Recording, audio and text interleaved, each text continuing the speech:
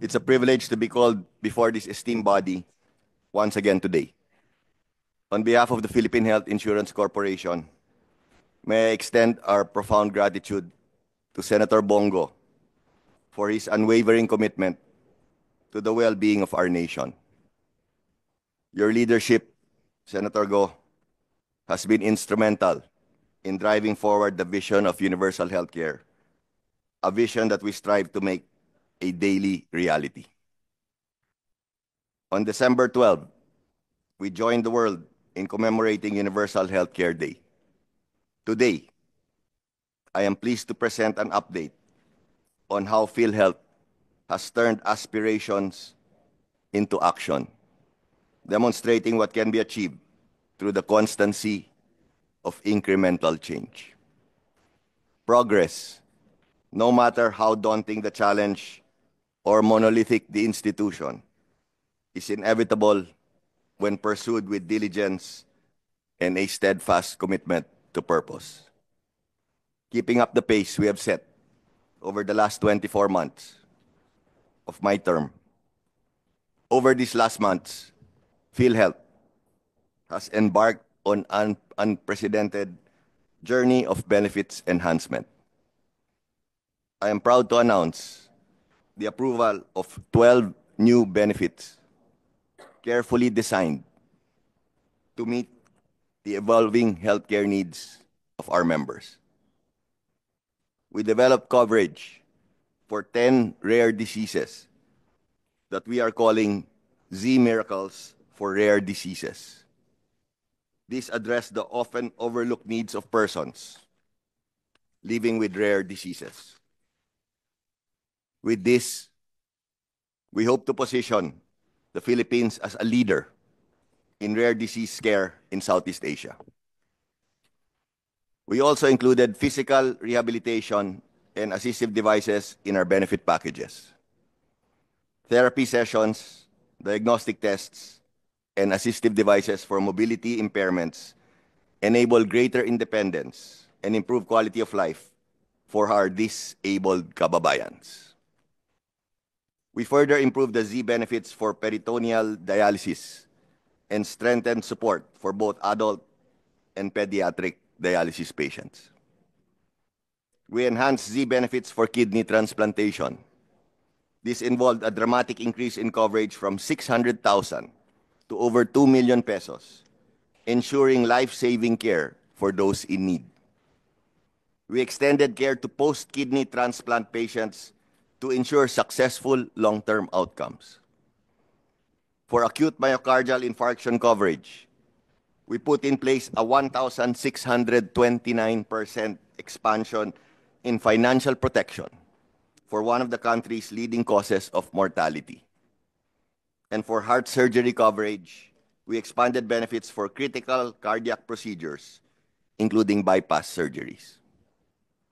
For preventive oral health care services, we included dental consultations, preventive procedures, and emergency extractions under the Consulta package.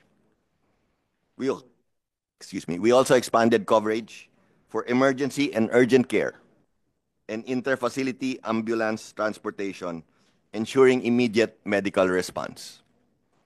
We now cover optometric services with eye exams and prescription eyeglasses, bringing eye care within reach for more Filipinos. We are improving access to vision-restoring surgeries for our revered senior citizens with our enhanced cataract extraction package. And finally, as you mentioned earlier, Mr. Senator, a final 50% increase in case rate coverage before 2024 closes. We had a historic rise in reimbursement rates, culminating in an 80% total increase across all case rate packages. This monumental leap in the introduction of new benefits is not the product of sudden decision, but of diligent study and steady work, a testament to the power of persistence. Every policy we have refined, every package we introduced, and every peso invested in our members reflects a long-term vision a PhilHealth that is proactive, responsive, and resilient. Beyond expanding benefits, PhilHealth remained a guardian of financial protection as well. Based on December 6, 2024 cash position report, PhilHealth paid total benefit claims of 155.5 billion as compared to 2023 whole year claims payment of only 118 billion. Latest average claims processing time recorded is at 23 days for good claims. For claims received in 2024, November 30, 2024 claims dashboard provides that 12,617,446 or 85.56% of the total claims received were paid by PhilHealth Corporation. Only 8.88% of the claims, mostly within 60 days, are in process, while 2.04% and 3.51% were RTH or returned to hospitals and denied claims, respectively. We know the weight of expectations that come with being custodians of such an essential part of our lives as the National Health Insurance Program. The financial protection we provide is not just a fiscal mechanism, but a lifeline for millions. It is the means by which we honor our national commitment to a just and equitable society. Therefore, we strive every day to meet these expectations head-on, balancing the immediate needs of our members with the long-term goals of our corporate plans. Our efforts are focused not only on delivering the services that Filipinos deserve today, but also ensuring the sustainability, transparency, and resilience of PhilHealth for generations to come. PhilHealth's ability to achieve these milestones speaks not to the capability of one leader, but to the collective resolve of a team dedicated to its mission. With a robust financial position, 150 billion pesos in surplus, 281 billion pesos in reserves, and an investment fund nearing 489 billion, we are equipped to pull our weight towards corporate efficiency. And meanwhile, we shall also endeavor to shoulder the weight of public expectations. But let me be clear, fiscal strength alone does not guarantee success. It is the strategic alignment of resources, the tireless effort of our people, and the trust you, our very honorable legislators, place in us that make this progress possible. Distinguished senators, the road ahead is long, but it is one we must walk together. As we deepen our collaboration, we reaffirm our commitment to transparency and accountability. Let us continue to build on this foundation of incremental change, moving steadily toward a future where no Filipino is left behind in the pursuit of health and well-being. In closing, I assure you that PhilHealth is more than ready to face the challenges ahead.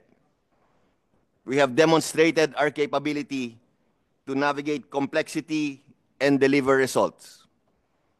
With your trust and guidance, we will continue to steer this institution toward greater heights, carrying with us the aspirations of 115 million Filipinos who look to PhilHealth not just for care, but for hope. Thank you very much, Your Honors, and PhilHealth looks forward to your continued support. Maraming salamat po. Salamat, President Ledesma. May tanong lang po ako dito sa Mr. Chair. Vincent kanina, no? With zero budget ngayon, iyan na yung inyong magiging working budget for 2025. Yung mga tinaas ninyong mga case rates, kasama na dyan. Kasama na dyan yung mga commitments ninyo sa lahat. Yes, Mr. Magkano yung inaprubahan niyo yung Yes, working Mr. Chair, budget? can I share with you? Can we ask a one-page slide to be flashed on the screen so that Mr. Chair can prepare ko na. Can you flash it, please? Mr. Chair will flash it on the screen. This was just approved by the board two nights ago, led by our chairman, Honorable Secretary Herbosa, DOH Secretary. No. So basically, I will give the details no while it's being prepared, Mr. Chair, Honorable JV. The benefit expense amount. This slide, can you please prepare this slide? I told you already. Benefit expense, Mr. Chair, amount of 271,388 billion. Admin expense, Mr. Chair, 12.4 billion. MOOE 6.6 billion. TS of 5.8 billion. CAPEX of 222 million. Total, Mr. Chair, 284,094 billion. Kasama na dyan yung expenses niyo sa anniversary. Mr. Chair, can we also be given some time to explain it's Okay. what came out is far from reality, Mr. Chair. If we can just be given a minute afterwards to Okay, explain all that. tatanong lang po ako. So sa pinangako ninyo na expand benefit packages, increase case rates, na sinasabi ninyong 9,000 case rates na inyong pinag-aaralan pa since July 30, since we started this hearing about PhilHealth. Kasama na dyan.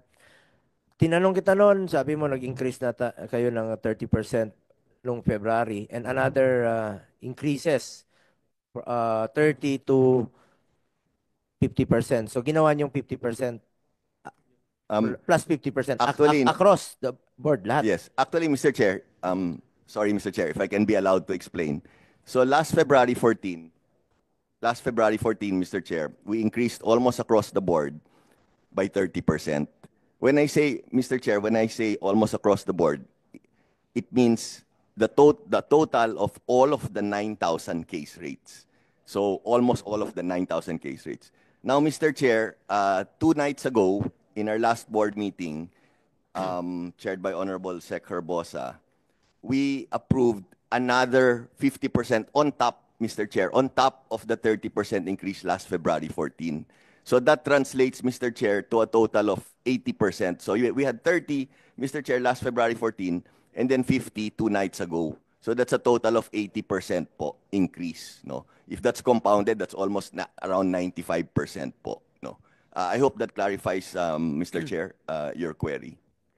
Halimbawa na lang po, itong sinabi ko kanina ay cite one example. No?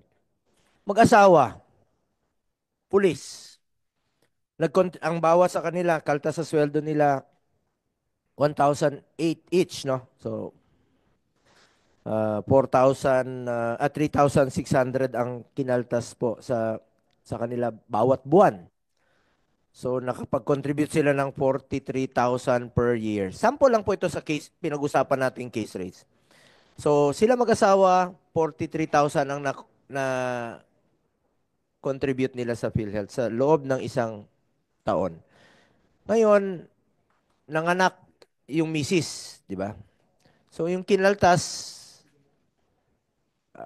19,000 lang, tapos sa baby, 1,000. Parang sabi nila, ang hinaing nila, lugi daw sila dahil sila mismo mag-asawa, 43,000, tapos ang na-cover is 20,000 lang. Iba pa ito sa halimbawa ng provincial health officer na milyon-milyon pero 27 at saka 29,000 lang ang binawas. Ito lang yung magandang halimbawa na gusto kong sagutin ninyo with your increasing of the case rates ng 50%, mas mako-cover na ba ito? Kasi hindi lang po ito isang kaso. Maraming Pilipino po, araw-araw po ang nanganganak. Thank you for your question, Honorable Senator Bongo. Senator, with your permission, maybe later, if we can be given maybe a few minutes, we will discuss how this will work and how it will affect and be implemented. Explain namin sandali kung pwede, if given the permission. It's not so straightforward kasi po eh. Diba? If that's okay, Mr. Senator. No problem. Basta maintindihan lang po Yes. ng publiko. Layman's terms, Mr. Senator. Opo. Mr. Senator, sorry. Can I be given 1 minute to just show a video? Because this video will explain exactly, I think, a lot of the questions that's going to be asked later on. No? Basically, it will touch on the cash position of PhilHealth and how we're able to continue implementing the benefits despite the zero subsidy. If that's okay, Mr. Chair, Honorable JV. Just very quickly po. Sige po, go ahead po. Okay, thank you po. Can we please play the 1 minute video? The one we played in Congress yesterday, please. Good afternoon, dear members of PhilHealth. In relation to the bicameral conference committee's recent decision not to provide PhilHealth with government subsidy for calendar year 2025, allow me to assure everyone that PhilHealth will continue to pay for the health benefits of all Filipinos, with or without government subsidy. It is our goal to finance the best care and benefits available. The decision of the Bicameral Conference Committee reflects its wisdom. The BICAM understands PhilHealth's capacity to continue managing the National Health Insurance Program given its surplus funds. Our financial position is strong and sufficient to sustain our operations, with a total of 281 billion in reserves and 150 billion pesos in surplus funds as of October 2024. On the other hand, our investment portfolio as of November 2024 already reached 489 billion pesos. We shall do better to provide reasons for the provision of government subsidies, which are vital to ensuring long-term improvements. We are deeply aware of the impact healthcare costs have on Filipino families, and we remain dedicated to enhancing our benefit packages and reducing out-of-pocket expenses so that every patient feels the security of their health insurance. Rest assured, all PhilHealth benefits will continue to be paid and will even improve.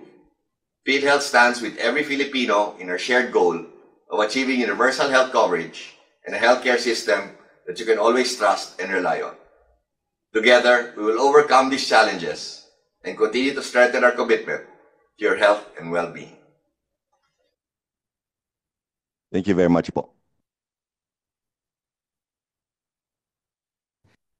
Mr. Chair, with your indulgence, siguro with yung sa mga sa mga issues na tinatanong din ng ating chairman, kasi po itong nangyari, gusto lang natin liwanagin kasi marami nangangamba dito po sa zero, sa pag-zero sa subsidy ng ating pong ng gobyerno, yung po sa General Appropriations Act of PhilHealth, which was supposed to fund indirect contributors, no, yung kanilang premiums.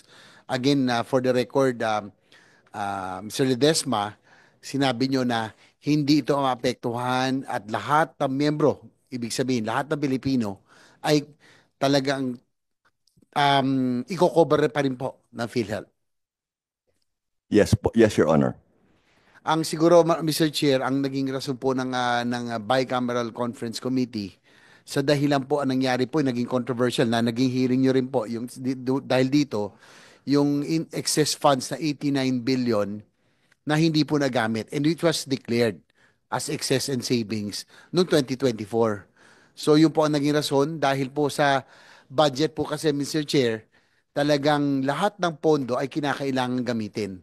Yung po mga park funds, yung mga naka-parking ika nga, ay talagang dapat pong gamitin para, lalo na especially for economic generator programs and the like. Talagang nakakalungkot dahil ang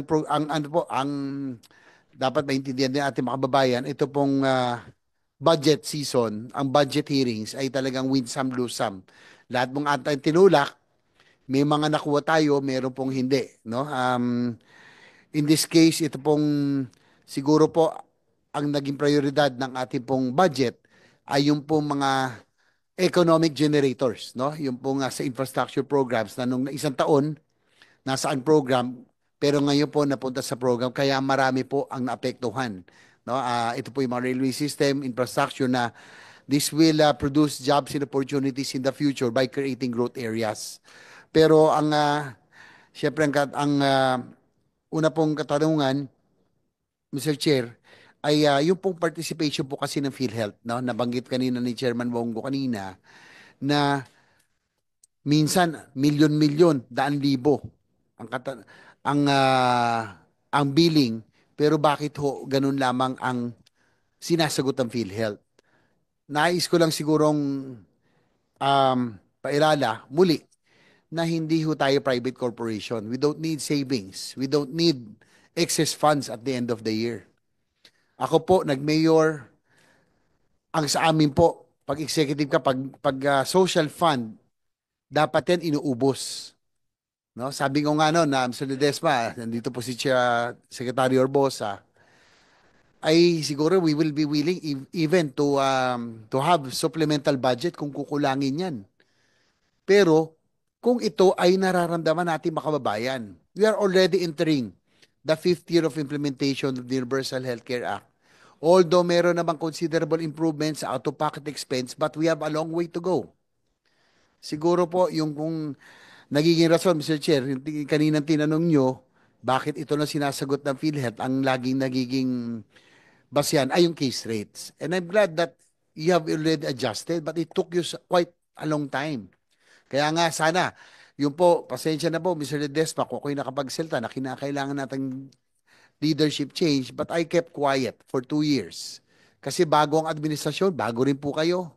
But I guess 2 years is more than enough time for you to be able to adjust. Kaya nga, Mr. Chair, with your indulgence, siguro po kinakailangan tayo magkaroon na ng oversight committee hearing on the UHC implementation. Saan ba nagkulang? Saan ba nagkamali? Anong kailangan gawin? No? So that we can improve. Sana by next year, we want to hear that yung participation po ng PhilHealth, hindi na mangyari. Hindi gaya na sinabi ni Senator Bongo, magkano yung billing na million, magkano yun, Senator Bongo, tapos ang sinagot, 24,000 lang. At least kung 30, 40%, or even 50% of the billing, ay matutuwa natin makababayan. So, Mr. Ledesma, siguro, as PhilHealth, can you guarantee that the 2025, the participation of PhilHealth in medical expenses, especially in hospital expenses, will considerably improve, as envisioned in the Universal Healthcare Act? Thank you very much, Your Honor, Mr. Chair. Yes, I can, and I'm sure I speak in behalf of the 10,000 PhilHealth employees. We can guarantee and assure you that the benefit packages will improve substantially, and the out-of-pocket expenses of the Filipino people will be drastically reduced. Thank you very much. Pero bakit nga po, yung pong concern ni Senator Bongo, no, bakit yung participation natin, bakit yung case rates, bakit medyo matagal bago natin i-adjust? Kasi nga, nakakalungkot, yung binanggit ni Senator Bongo, milyon yung tapos ganito lang. Pati yung buntis na pulis, mag-asawa, lugi pa siya sa kanilang nilabas na contribution. Pero unang babalikan lang kita, President Ledesma. Nung July 30, isa to sa ating pinag-usapan. At naniniwala ka ba na kung na-implementa mo na itong mga increases, expand benefit packages, increase case rates, nung napaaga po ang inyong pag-implement dito kaysa last few days nyo lang po na-implementa, naniniwala ka ba na hindi kayo magkakaroon ng excess funds at hindi kukunin ng National Treasury? Kung napaaga yung decision mo to increase case rates, expand benefit packages, hindi ba tayo aabot sa puntong ganito na ipinabalik sa inyo yung inyong excess funds na zero po kayo sa inyong budget for 2025 dahil na-discover yung reserve fund? Kung minadali mo noon, inagahan ninyo ang implementation ninyo.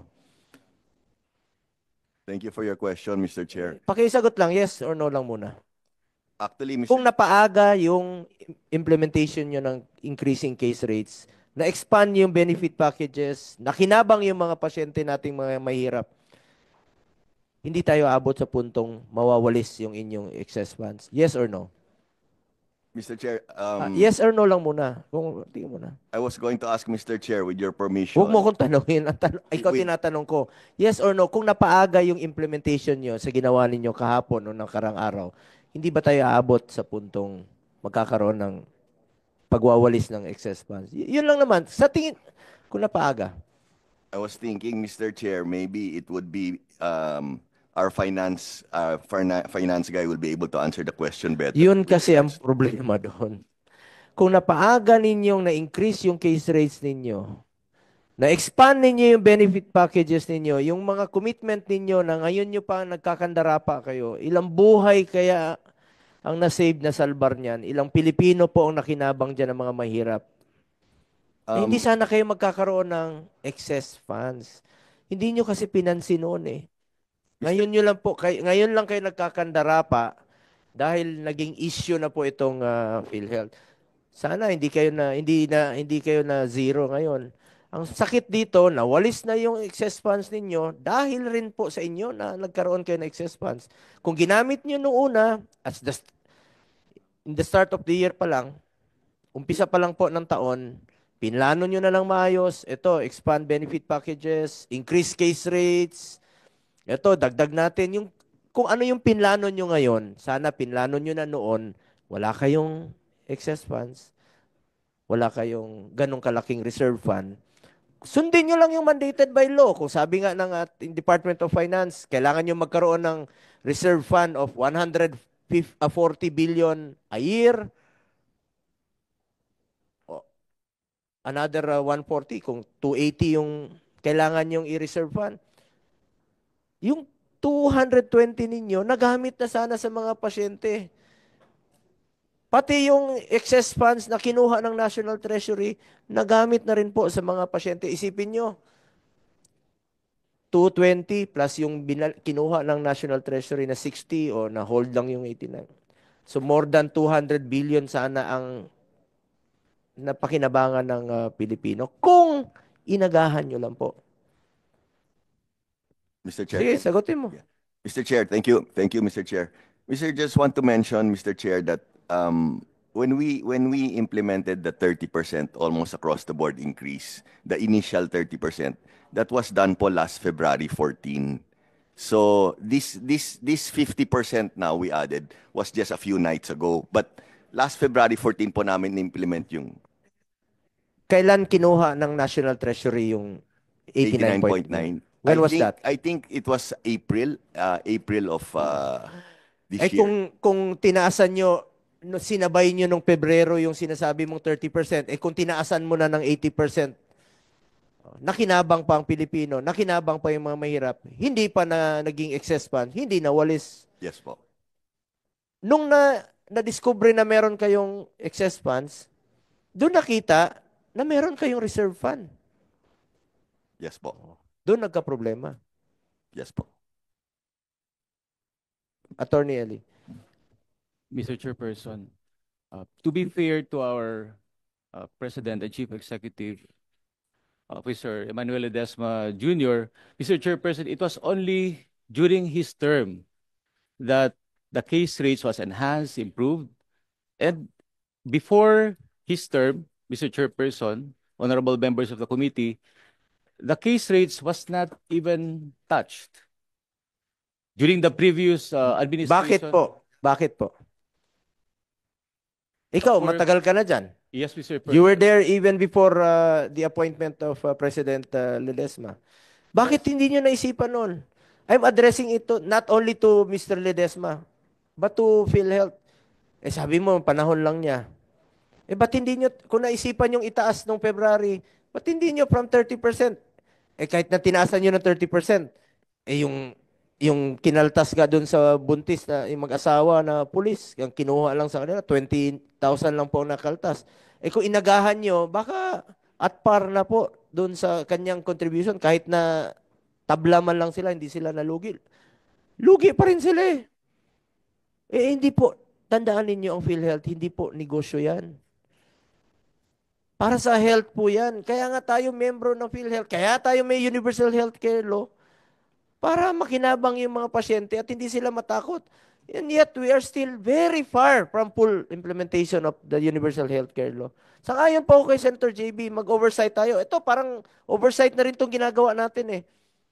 To update people. To update you na gawin nyo po ang inyong trabaho. Kung inagahan nyo na po, edi wala kayong excess funds. Wala kayong reserve fund na ganun kalaki. Sundin nyo lang yung batas. Kailangan nyo mag-reserve fund. Kailangan talaga. O 140 ng bawat taon, di 280. Hindi ganun kalaki na 500 billion. Tapos may excess funds pa kayo na winalis. Hindi sana magkakaganito kung inagahan nyo lang po. Kung sinabi nyo sa panahon ni Mr. Ledesma yan, sana ginawa nyo noon pa. Even before. Prior sa panahon po ni President Ledesma, hindi sana magkakaganito. Ang hirap kasi rito, natutulog po inyong pondo. Tapos, membro po tayo, ang Pilipino po, membro po ng PhilHealth. Yung i-konsulta ninyo, magtanong kayo sa Pilipino. Kukunti lang po nakakaalam ng i-konsulta sa ngayon. Iilan lang po ang nag-avail ng i-konsulta. Pakita nyo yung record ninyo. Ilan po nakapag-avail ng i-konsulta? Out of 115 million Filipinos na membro po ng PhilHealth, iilan lang po nakakaalam ng i-konsulta program ninyo. Salamat, tinaasan nyo from 500 to 1,007. Tama naman, taasan nyo pa. Pero ilan po ang nakakaalam? Napaka-unfair naman po sa Pilipino na nagko-contribute yung iba sa atin. Tapos hindi naman napapakinabangan. Ulitin ko, hindi ang PhilHealth hindi po negosyo 'yan. Hindi po kayo nandiyan dyan para kumita yung PhilHealth. Andiyan dyan yung PhilHealth to ensure makampante yung pasyente. Hindi matakot magpa-hospital yung pasyente. At kampante silang magpa-hospital at tutulungan sila ng PhilHealth at ng gobyerno. Tandaan nyo, isang beses lang tayo dadaan sa mundong ito. Mr. Chair, with your indulgence, in line with your issue, yung pong participation, kasi yan I think yun yung pinupunterya ng ating chairman. Ano pa ba ang dapat gawin, kailangan, aside from yung case rates na sinabi nyo, in-adjust nyo na ngayon? So do you, siguro si Mr. Ledesma or Mr. Attorney Santos can answer, halimbawa ho, may na-hospital, 100,000 ang babayarin. Para sa mga ordinaryong may hirap, napakabigat niyan. Kaya nga natin pinasa to para nga hindi nalalapit sa politiko, sa PCSO, sa PAGCOR at kung saan-saan. Ngayon, sinasagot 8,000, 7,000, 100,000. Ano po ang kailangan gawin para kahit papano maramdaman, kahit papano malaki-laki ang kanilang ang sasagutin na PhilHealth para at least masarap siya magiging magaan yun eh. 'Di ba kung sinagot man lang doon sa 20 pulis sa buntis kalahati nung billing, ang sarap ng pakiramdam sana noon. Ano ba ang kailangan gawin? Sige, Mr. Ledesma or Attorney Santos. Ito, singit ko na lang. Gusto kong dagdagan ito Masyadong umaasa yung mga kababayan natin nagmamakaawa na tuloy sa iba't ibang ahensya ng gobyerno. Sabi ko nga, hindi po ang PhilHealth, hindi po ito business enterprise. Dapat po please spend and expand programs para sa social health expenditures natin. Gamitin niyo po yung pondo for social health expenditures para hindi na sila masyadong umasa sa MAIPIP, dito sa tulong ng iba't ibang ahensya. Isipin niyo na lang po, for example, kung tumaas ang inyong counterpart ng PhilHealth pag na-admit tayo, hindi na nila kailangan lumapit magmamakaawa sa PCSO, sa DOH, sa DSWD, sa politiko, para humingi ng tulong. Kasi kayo na mismo, nag-insure na meron silang matatanggap na sapat na benepisyo sa health. Yun lang naman po pakiusap natin. Planuhin nyo po parati na ito, in compliance with the law, pasok kayo doon sa reserve fund ninyo. Mandated naman ng UHC yan na may reserve fund kayo. Tapos yung syntax law, maglalaan ng pondo. Alam nyo, yung syntax law, inilaan po yan 2023, naka-earmark yan para ilagay dapat sa PhilHealth. Eh ngayon, na-zero kayo. So ang gawin ninyo, planuhin ninyo sa susunod na taon na in compliance with the law, simple, common sense lang po yan, sir. Planuhin ninyo in compliance with the law na meron kayong reserve fund, tas ito, gamitin nyo sa mga mahirap. Mas malaking tulong pa yon sa mga pasyente na hindi na nila kailangan magmamakaawa sa DOH, DSWD, PCSO dahil malaki na ang coverage ng PhilHealth. Kayo yung pinakamaunang magko-cover na hindi na nila kailangan humingi ng tulong. Kaya nga tayo may UHC law. Hindi tayo magkakaganito kung pinlano nyo na po ng maaga ng PhilHealth. Wala kayong excess funds, wala kayong ganong ballooning reserve fund. May I respond, Your Honor? Go ahead. Thank you very much, Your Honors, for your valuable inputs and comments. No, I'll address the query, and then CEO Attorney Eli, I think, wants to add some issues. No, first of all, we will submit to this honorable committee. We already put together, Your Honors, a benefit plan for 3 years. So, we've done some benefit enhancements this year. Pero tuloy-tuloy na po ito, no? Nakalatag na yan for the next 2 years, for the next 3 years, no? We will submit that to this committee para makita nyo po yung mga plano namin on the benefits enhancements, no? Aside from that, to answer the question of Honorable Senator Joseph Ejercito, no? Aside from that, we are also looking at aggressively expanding our accredited facilities to make it easier for the people, no?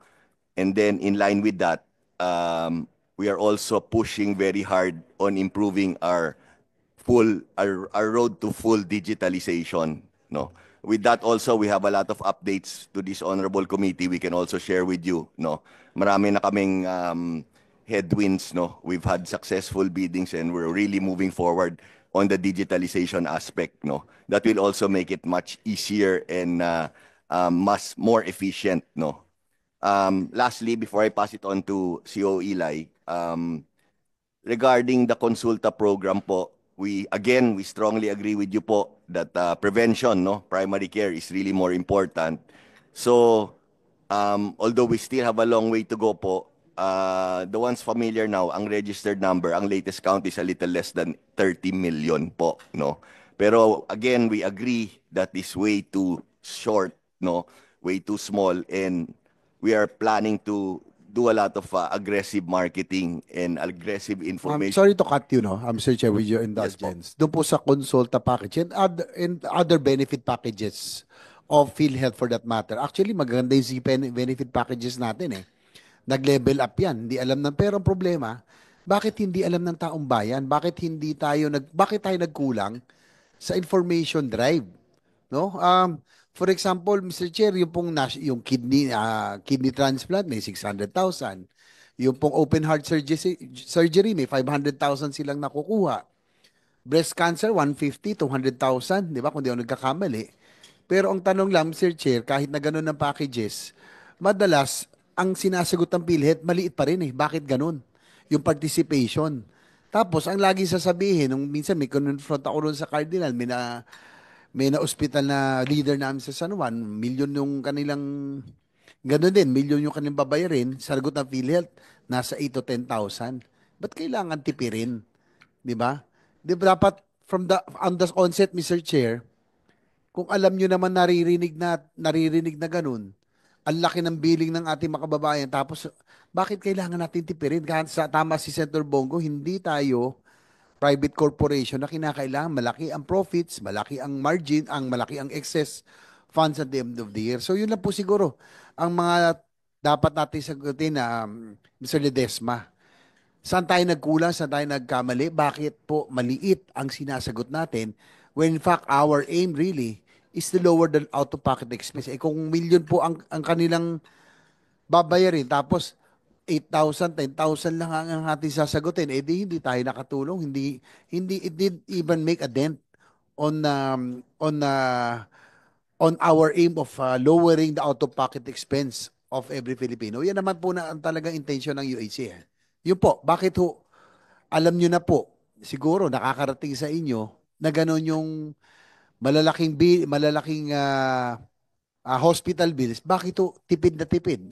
Sinasabi nyo case rates, how come it took so long? For PhilHealth, sabi na natin, DOH, ATAC, lahat po ng health agencies concerned for you to act to improve on the participation. Importante, Mr. Chair, yung participation eh. Sige po. Thank you very much, Honorable Ejercito, Mr. Chair. I will ask, with your permission, CO Eli to elaborate on the participation fee part, no? Bakit, paano yung increase niya, no? To explain further. Before that, I just want to highlight that we hear you loud and clear, Honorable Senator Ejercito, with regards to the information dissemination, no? In fact, from the... Let me interrupt as chairman. Ulitin ko lang po, maraming nasa bundok sa bukid na hindi alam ang itong konsulta package. Alam nyo bakit? Hindi nila alam saan sila lalapit. Ang layo ng opisina ng PhilHealth, ang layo ng mga ospital.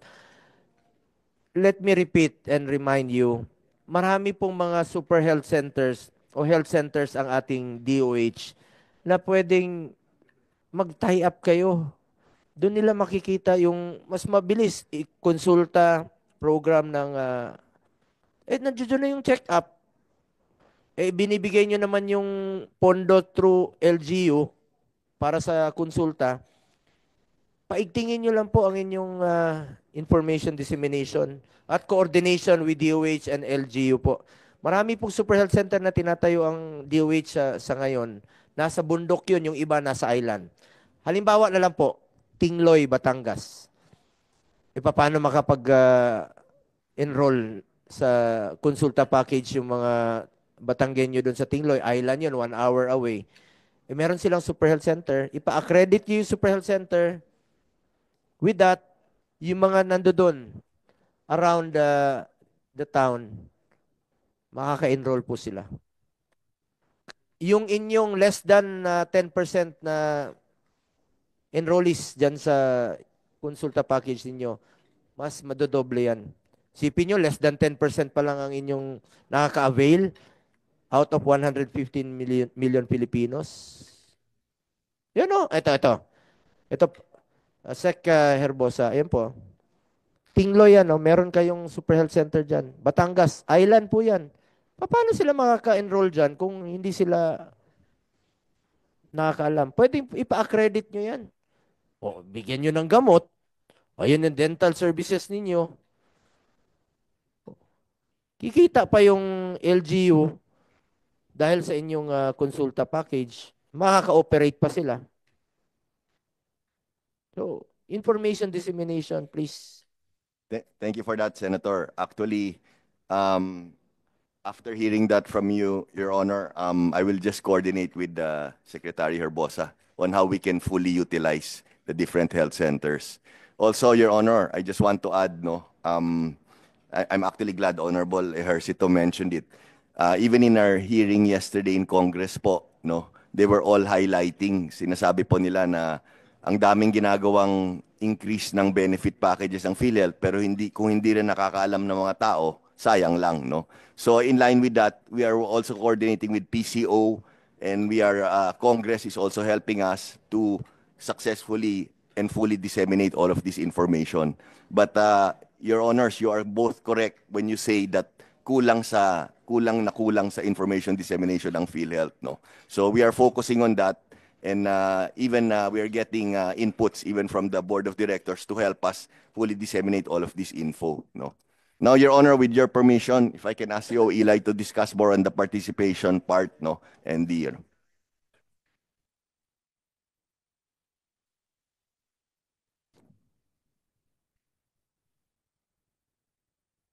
Go ahead po. Mr. Chairperson, my views, Mr. Chairperson, well, this is my personal view, is that what really drives the payment or the out-of-pocket payment of the patient, among other reasons, is the unregulated hospital charges and professional fees. That's why on our side, on PhilHealth side, the drive right now is to come up with policies that implement no co-payment as well as fixed co-payment. If we fix the co-payment, Mr. Chairperson, honorable members of the committee, the out-of-pocket, if any, of the patient, out-of-pocket payment is predictable on their part. They can expect it even before they're already admitted. So the direction right now, uh, as ordered by our president, is to implement no co-payment. We are already doing that in government hospitals, and to implement no co-payment and fixed co-payment in the private facilities. We have already done that when we increase and enhance the hemodialysis package. There is no co-payment now, except as to additional services by the attending physician. So that's my personal view, Mr. Chairperson, honorable members of the committee. Kumusta na po yung pag-repeal sa 24-hour confinement policy na kailangan magpa-admit ng 24 hours ang pasyente bago i-cover ng PhilHealth. Sana pambili na lang po ito ng medisina kesa i-require sila na magpa-admit po sa ito yung mga isa sa mga commitment ninyo, di ba? Kaya nga po, sabi ko sa inyo, kung inagahan nyo lang po implement yung inyong mga commitments noon, not even my your commitment dito sa committing ito, but napaaga yung implementation ninyo ng benefit packages. Hindi nga sana kayo magkakaroon ng excess funds na napakalaki. Kumusta na yung 24-hour confinement policy na pinangako ninyo? Mr. Chairperson, honorable members of the committee, I have no details right now, but I was informed, Mr. Chairperson, that this was already removed when the board, through the leadership of our beloved Secretary of Health, Secretary Herbosa, when the board approved the package for emergency and urgent care and interfacility ambulance transportation, Mr. Chairperson. We'll submit the details as to the coverage, Mr. Chairperson, but definitely the 24-hour limit before a patient can be covered by PhilHealth has already been removed. But as to the details, Mr. Chairperson, we'll submit our report to this committee. Mr. Chairperson, please. Ito yung mga commitments ninyo. Pwede nyo bang basahin? At ito yung pinakiusap natin sa inyo. No? Salamat, tinanggal na ninyo itong single period of confinement policy last September 30. At before the approval of the budget ng DOH, ito yung ating hiningi sa inyo along with our secretary ng Department of Health. Kumusta na po ito? Ito, increase and adjust case rates. Ito na yung inaprubahan ninyo. Yes, Mr. Kahapon, Chairperson. di ba? Yes, Mr. Chairperson. Kaya ngayon tanong ko kay kay President Ledesma kanina, yung inaprubahan ninyo kahapon na mga increases ay kung ginawa ninyo earlier, wala sana kayong excess funds at saka reserve funds. Mr. So, Chair. paki-isa-isa lang po nito, kindly. Mabasa nyo ba? Mr. Chair, I'll ask CEO to do it. But very, very quickly, Mr. Chair, with your permission, no, I'd like to state, in general, almost all the requests of your kind self were approved, no, and within the promised time frame. I just want to inform this committee that I want to personally Hindi thank. ko po request personally yan. Request po ng lahat ng mga health advocates po yan. So, Dahil yan po ang nakikita nila na isa sa mga problema natin. Yung heart diseases, diabetes, yung itong yung dialysis natin, pagpapadialysis, respiratory diseases, hypertensive disease. Gusto ko lang pong makahingi ng update sa inyo tungkol dito sa inyong commitment kung matutupad nyo ba ito boy promise to boy tupad.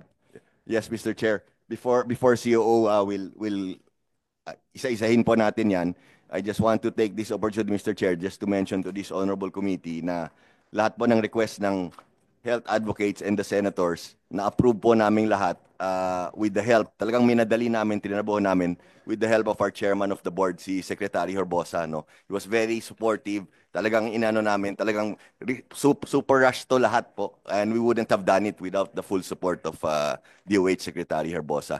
So I'd want to thank Chairman Herbosa for all of the support. Thank you, Mr. Chair. Salamat. Pag nagtrabaho ang DOH at ang PhilHealth, sabay, kaya niyong gawin yan. Kaya niyong gawin. You can do it pag talaga nagtulungan kayo. I agree. Isipin niyo lang parate yung kapakanan ng pasyente.